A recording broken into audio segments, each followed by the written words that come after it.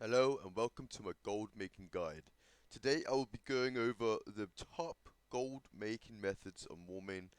These methods might carry over to your other servers, but it especially works on Warmane. The first method is in the Oculus Dungeon. This is by far the #1 method if you don't have much gold to begin with. All you have to do is farm the Oculus instance over and over. Now, there's only one big downside, is the fact that you can only do 5, I think, per hour. But the plus is that no one will interrupt you. You will have this whole place to yourself. So there's no competition versus other people. So the profit can be higher or lower depending on luck or bad luck when you're out farming for other things.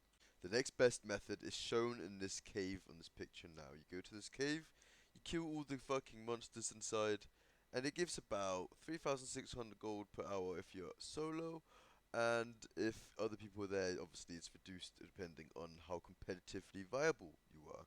Basically, rearmament. This is one of the best methods in the game by far, as long as you're uncontested, though you will probably find yourself in situations where more people show up than not. If you do, however, see a situation where the cave is empty, do not stop farming until someone else joins, because that is insane gold per hour.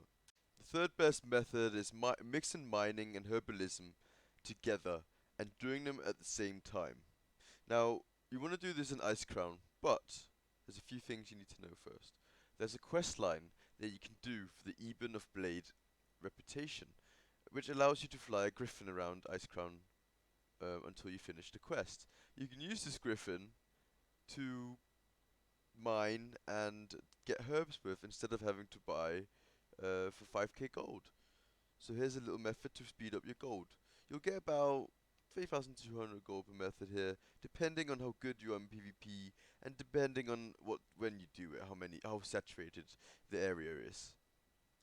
This method has possibly the highest skill cap ceiling and also the highest profit margin ceiling. So you can make the most money with this, and if you're the best at it, and if you're the luckiest with it. However, it's also very risky, and essentially you need to kind of be rich for this to work the best. But you can still do it if you have a few thousands.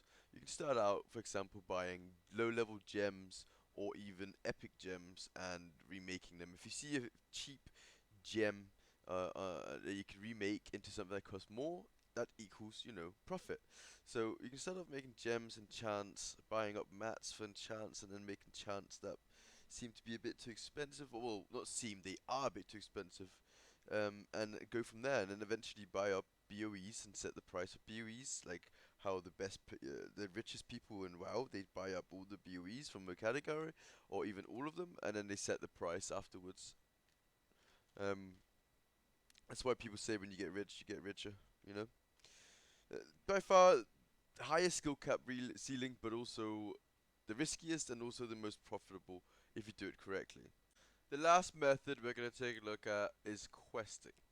This method is actually very, very weak in comparison to the other methods, but there's no requirement whatsoever except from being able to do a quest. So it's very useful for people who literally don't have anything else. Like, you just hit 80 maybe.